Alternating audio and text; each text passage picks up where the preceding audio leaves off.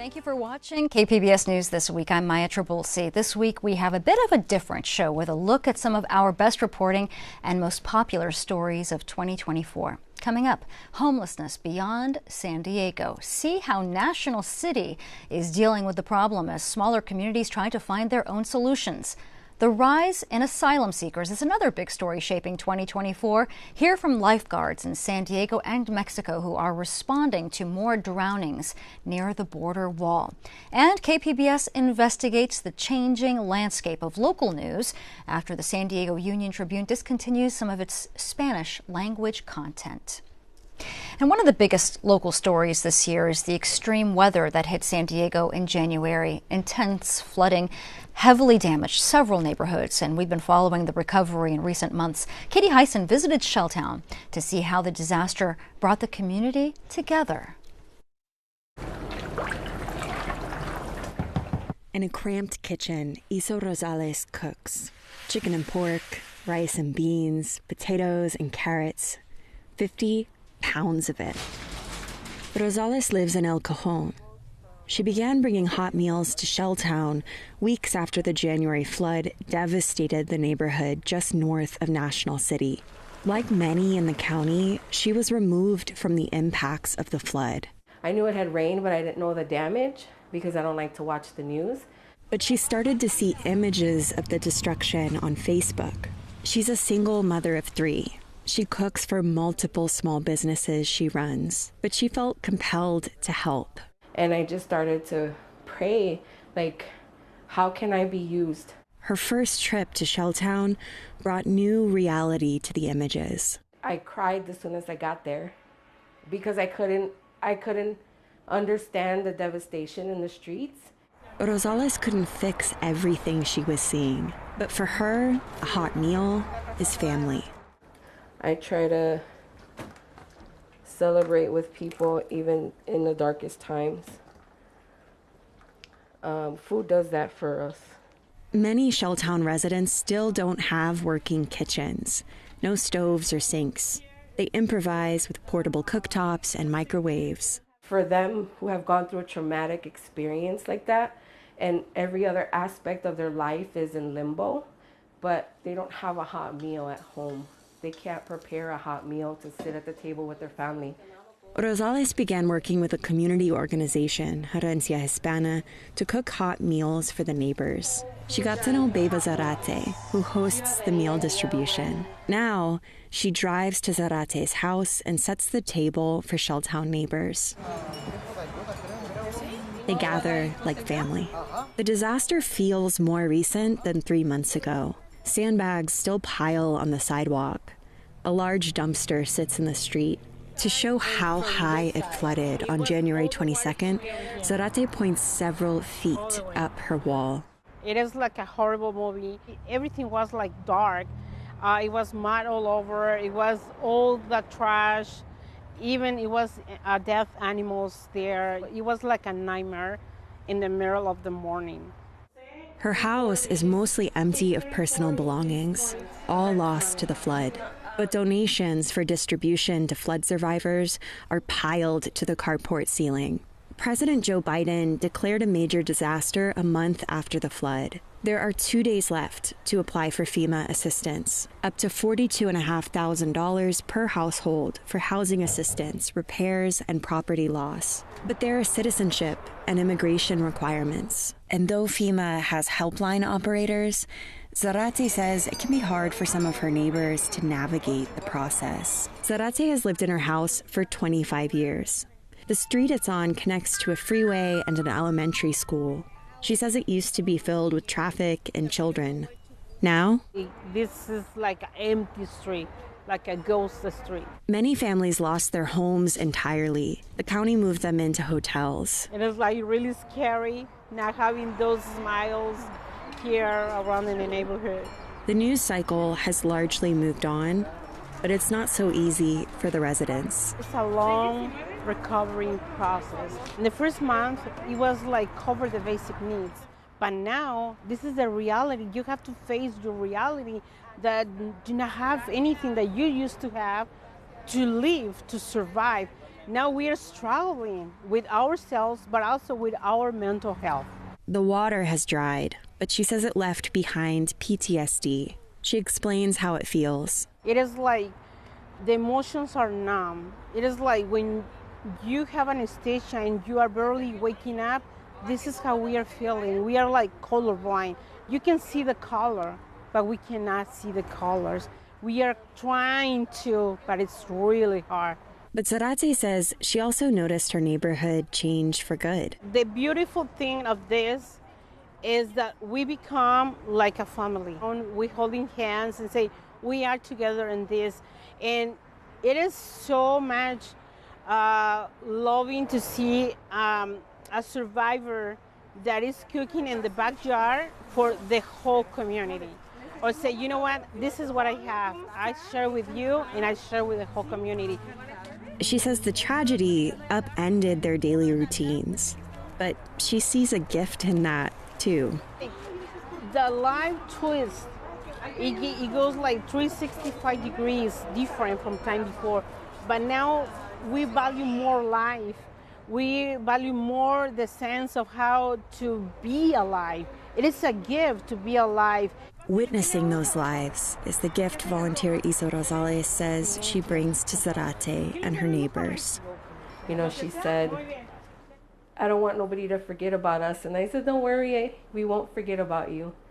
Zarate is just one of more than 1,000 flood victims still figuring out how to survive. Katie Hyson, KPBS News. Last month, the Supreme Court issued a ruling that many legal experts believe will expand the policing of homelessness. How that plays out remains to be seen, but not all cities are criminalizing encampments. KPBS South Bay reporter Corey Suzuki says National City is moving in a different direction, and officials there say it is working.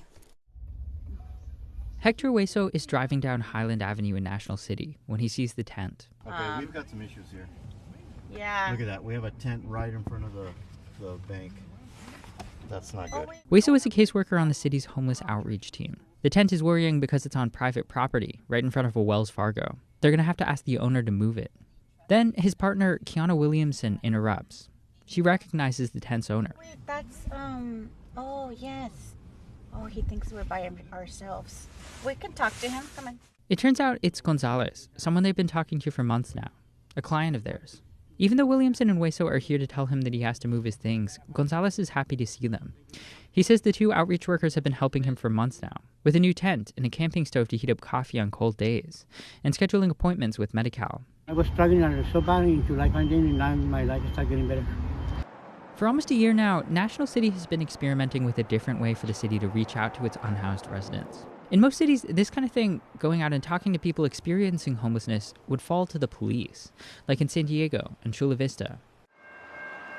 Outreach is a vital part of the response to homelessness. That's because it's proactive and tries to bring services to where people are, instead of waiting for them to call a hotline or walk into a shelter. But for a long time, critics have questioned whether police should be the ones leading that work.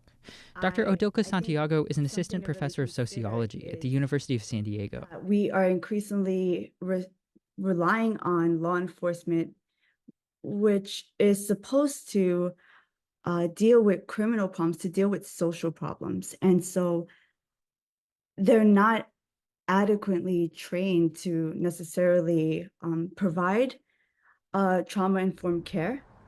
Still, that's the default for many cities because of worries about drug use and violence. That's how it used to work here in National City. The city had its own hot team of police officers. They would reach out to people they saw on the street, even sometimes build connections. But they were also juggling other police work. They didn't have the training to stay in touch and manage individual needs. And officials say the approach wasn't helping people get into housing. So last year, National City started something different. They hired 2 trained caseworkers, people who have experience with homelessness outreach and know how to build trust, Kiana Williamson and Hector Hueso.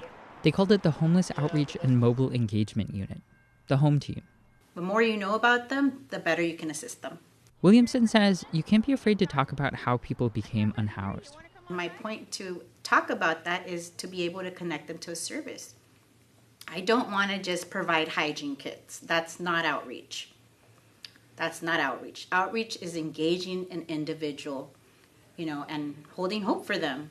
Williamson and Hueso spend the day driving around and talking to anyone they see, stopping by tents, checking under freeways, and knocking on RV doors. The team has their own truck they can use to give people rides. They also have a lot of discretion. There are no quotas to meet. If they need to, they'll spend a whole day with one person, helping them get to the DMV to apply for a state ID, for example. You guys doing okay? You might have heard stories like this before. There are plenty of nonprofit workers that do this kind of outreach. But what sets the home team apart is that it's a city unit, one that's separate from the police, but still has resources, support, and direct connections to other city departments. Here's Hector Hueso. We are basically making the mold for this program that we have. We started it. So we are able to kind of work things in a way that makes it easier for us or better for us to go out there and help the clients out there. The approach is based on an outreach team in La Mesa. In that program's first year, homelessness decreased by 1/3, and it hasn't gone back up. Researchers and advocates say those results make sense. These types of programs can really work. In National City, it's only been about 10 months. But officials say it's already making a difference here, too. We've been able to help people out, get them off the street. We've been able to clear the streets, and at the same time, we know everybody who's out there, too. But National City is also at a bit of a crossroads. Just a month after the home team got started last year, the city of San Diego passed its controversial camping ban that gave the city more power to force unhoused residents to move. Since then, officials in National City say they're seeing more and more people they don't recognize. Yeah, see, there's a new guy right there. We haven't seen that guy before. Chula Vista, directly to the south, is also considering its own ban. And city leaders in National City say they're feeling pressure to do the same. Some experts warn that a ban in National City might undermine the work of the home team. It's going to hurt the relationships that the outreach workers have made with these people. Rachel Hayes is a homelessness advocate with lived experience. Until last year, she was living in a tent in downtown San Diego. Because they're not going to be able to find them. It's going to cause harm. It's going to add more trauma to people who already have a very traumatic life. This debate shows how decisions made in one city can totally transform what happens in another. Decisions like an encampment ban and like a home team. Corey Suzuki, KPBS News, National City. President Joe Biden recently issued an order that has significantly slowed the number of asylum seekers entering the U.S. 2023 ended up being one of the deadliest years on record for migrants. KPBS border reporter Gustavo Solis says tougher enforcement along the border pushes migrants to cross in more dangerous areas. He spoke to lifeguards who are seeing a spike in drownings. The sound of crashing waves and children playing along the Tijuana coastline lulls visitors into a false sense of security. But underneath the surface, there's a different story, particularly at the U.S.-Mexico border, where the wall sticks out more than 200 feet into the Pacific Ocean. La corriente está jalando más fuerte. Entonces, hacia adentro. Nosotros le llamamos resaca. Creo que en Estados Unidos le dicen rip current. Tijuana lifeguard captain Luis Hernandez says the metal posts from the border wall create a permanent rip current that pulls swimmers out into the ocean. These waters are unforgiving. It's not like swimming in a pool, where you can just grab onto a ledge whenever you need to catch your breath. Aquí no hay orillita, de que ya me cansé, me agarro de la orilla, no hay de dónde agarrarse. This stretch of ocean is particularly dangerous to migrants trying to swim around the border. Over the last few years, Tijuana lifeguards have seen a record number of deaths. They track rescues and drownings on a whiteboard from their main lifeguard tower. Just 5 rescues in 2020 and only 7 in 2021. Then, 59 rescues in 2022 and 41 last year. Hernandez says migrants cross in one of 2 ways. The first is to just swim around the border, but fighting that powerful current is exhausting. Entonces lo utilizan como si fuera escalón y se van agarrados de la reja, van caminando hasta la punta. The second is to wrap your arms around the wall's metal beams and use shellfish growing along the bottom of the wall as little ledges. But those shells are very sharp. Lifeguards often rescue migrants with cuts throughout their body. Son como navajitas. Entonces eso hace que salgan con heridas en los pechos, en el pecho, en los brazos y hasta en las piernas también, ¿no? Most rescues happen on the San Diego side of the border, when exhausted migrants are swimming against that powerful rip current trying to get back to shore. Whenever that happens, U.S. lifeguards respond.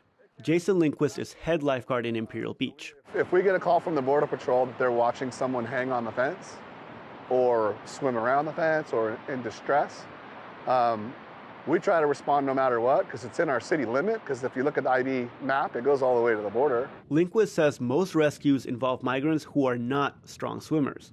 They often jump into the ocean with all their clothes on and carry their belongings in heavy backpacks. If the current pushes you against that fence, that's a dangerous situation because you can't get off of it. So the fence is dangerous, the currents are dangerous, the surf can be dangerous, and now the water's polluted every single day. Imperial Beach lifeguards also noticed more migrants drowning around 2019, after the border wall was replaced with a taller one. We've had, I think in the last 2 years, way more fatalities from here to the border than we've ever had, and it's usually due to migration. A new study published by researchers at UC San Diego confirms what lifeguards are seeing in the water.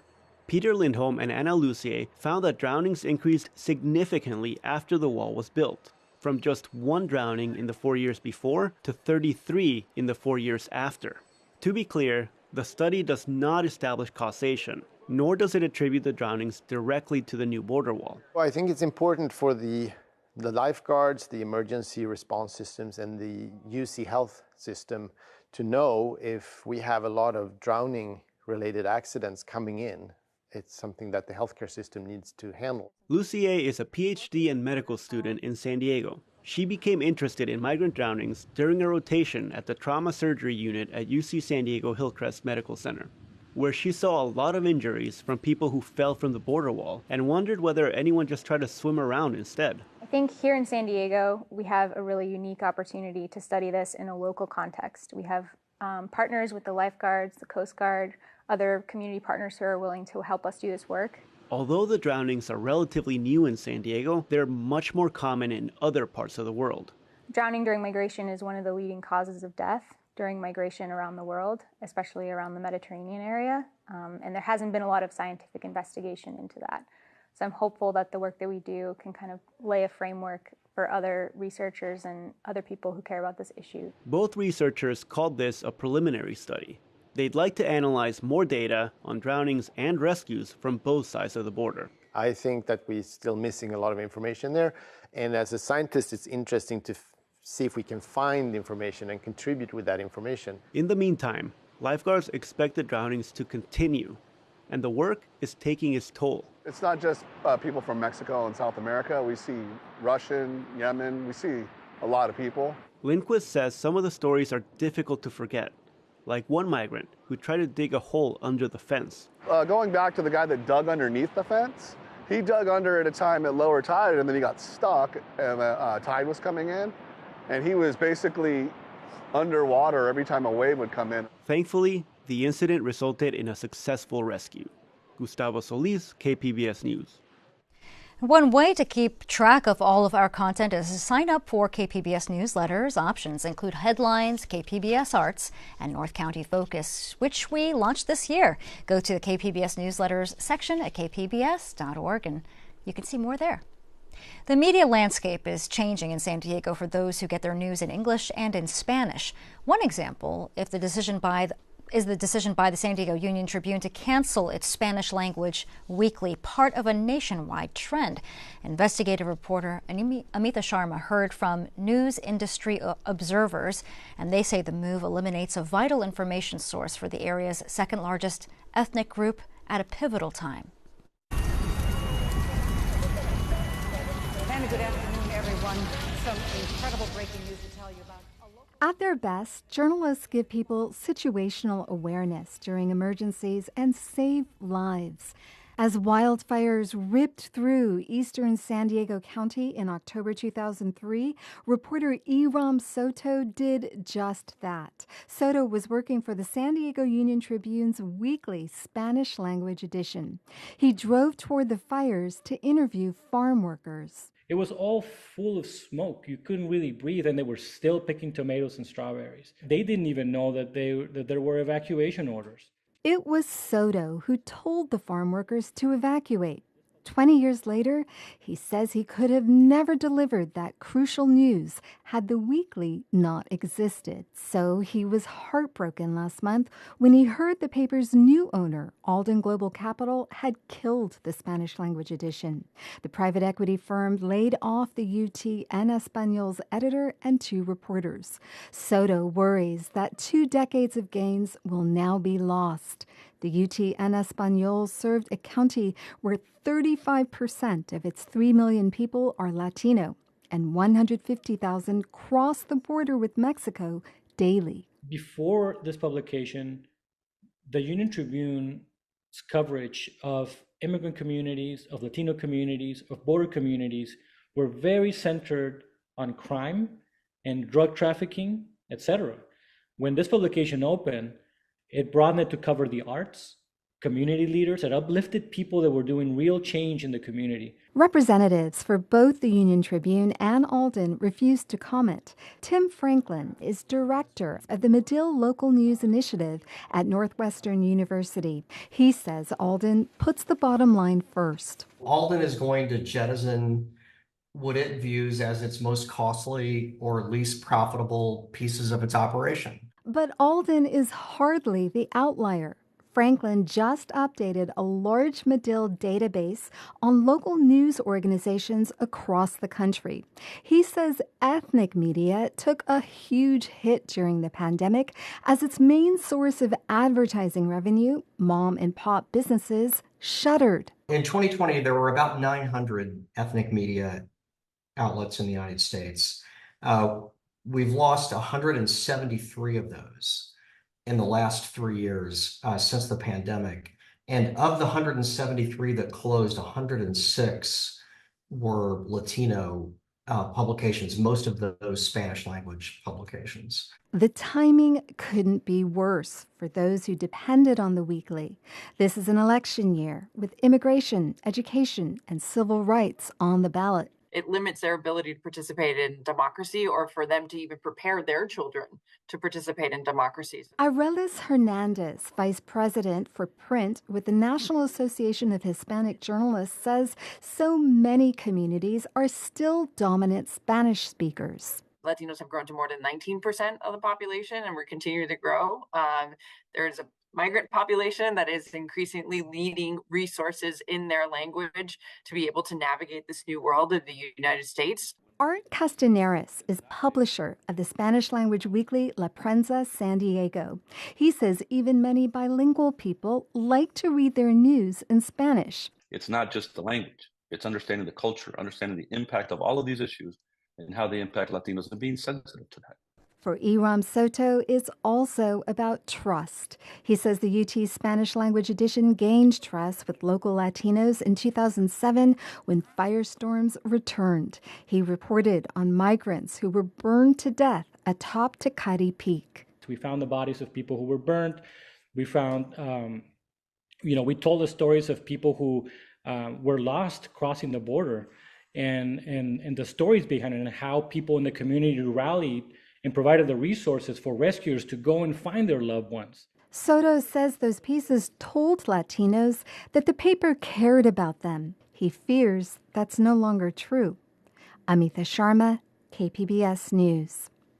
And you can stream our content anytime on the KPBS YouTube page. Get notified when new content is posted from the KPBS newsroom and other original programming like Ken Kramer's About San Diego. It's also where we live stream KPBS Evening Edition weeknights at 5. After 5 years, giant pandas return to the San Diego Zoo this month. They'll go on public display in the coming weeks. Pandas get a lot of attention, but it's a much smaller animal that ended up starring in one of our most watched stories so far this year. SciTech reporter Thomas Fudge shows us what divers off the San Diego coast found on the ocean floor. The San Diego coast is a great place to surf and kayak, but what's really exciting might be happening below the surface. It was here off of La Jolla Shores Beach about a month ago when Ana Segarra went for a dive one night, and she saw something pretty amazing. As we got closer to the canyon, we started to descend, and it was just a carpet of tuna crabs, just red as far as my dive lights could illuminate. And it was really surreal. Sagatov, equipped with camera and lights, saw them on one end of the La Jolla Underground Canyon. They are crabs, though they look more like lobsters. That's where they get their other common name, squat lobster. The tuna crabs are a tasty snack for many sea predators like tuna or rockfish. I actually did see a predation event. So when I was down in the canyon on April 21st, I caught some footage of a rockfish eating one. The tuna crabs eat krill in the open ocean, and Sagatov did find that they sometimes eat each other. She saw a group of them feasting on a single one, and this one finishing off a fellow squat lobster's claw. It was kind of dark, she said. Seeing tuna crabs this close to shore in San Diego is not unheard of, but it is remarkable. Sagatov remembers a time she operated cameras on an ocean research vessel when she caught glimpses of them. I had seen these squat lobsters that live in the deep sea in these really extreme environments. So to go out here and see like thousands of them was pretty cool, because in the deep sea environments, it's usually just like maybe one or two at a time. Tuna crabs are most often found in subtropical waters. Research oceanographer Ed Parnell is with Scripps Institution of Oceanography. He says warm water currents that come with El Nino have moved a lot of the creatures northward. Well, they came up from their center of their distribution off Baja California, accompanied with the warm water that happened back about 10 years ago, and they really haven't left in the deeper water. He says that deeper water is where they're likely headed as the recent El Nino wanes. Sagatov says seeing so many tuna crabs off La Jolla shores was a special moment. It's really special to discover something. I mean, honestly, every dive I go on, I feel just a sense of wonder. I mean, even if we don't see anything extraordinarily unique, I love being in the ocean. Thomas Fudge, KPBS News. We hope that you enjoyed this look at KPBS News this week. I'm Maya Trabulsi. Thanks for joining us.